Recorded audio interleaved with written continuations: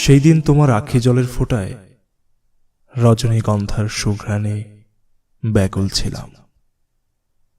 অবোধের মতো বোধ হারিয়ে তোমার আলতো স্পর্শে শুয়ে পড়ি যবনিকায়। নিশীথের যাত্রাকালে ঘুম ভাঙে তোমার আলিঙ্গনে।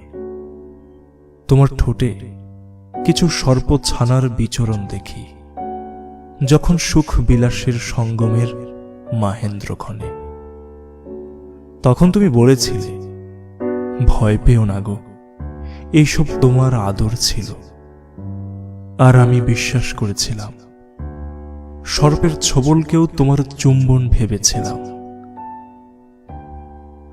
তোমার প্রেমে আর আখি বলির মায়াজালে এত বেশি ধরা পড়ি, যেখানে তোমাকে ছাড়া বেঁচে থাকাটা আমার অসম্ভব।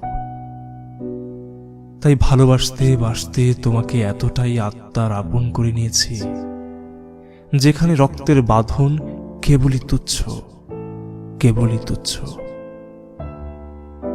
স্বজন বিমুখ যত রক্তের কুটুম আমি পর করেছি, তোমার ঘাটে ভিড়িয়েছি কেবলই আমার জীবন তরী।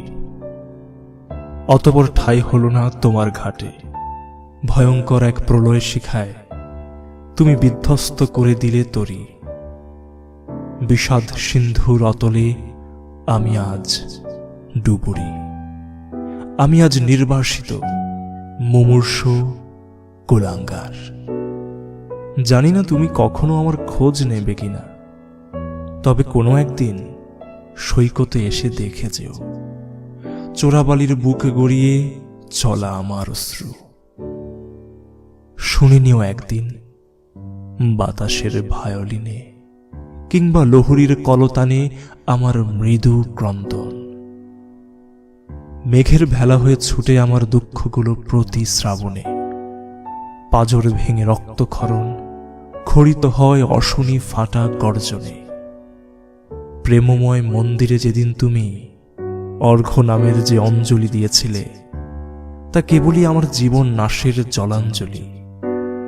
গাঙের সমীপে গিরির পাদদেশে কেবলই আমার ঠাঁই। প্রেতাত্মা শকুঞ্চিলে আজ আমার দেহ খায়।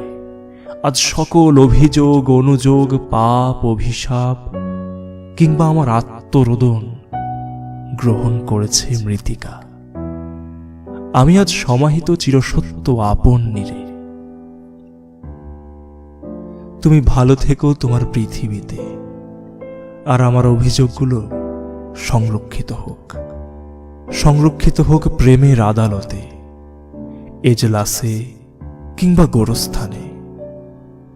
তুমি এসো না সেখানে, যেখানে একটা নির্মল ভালোবাসা শুয়ে আছে।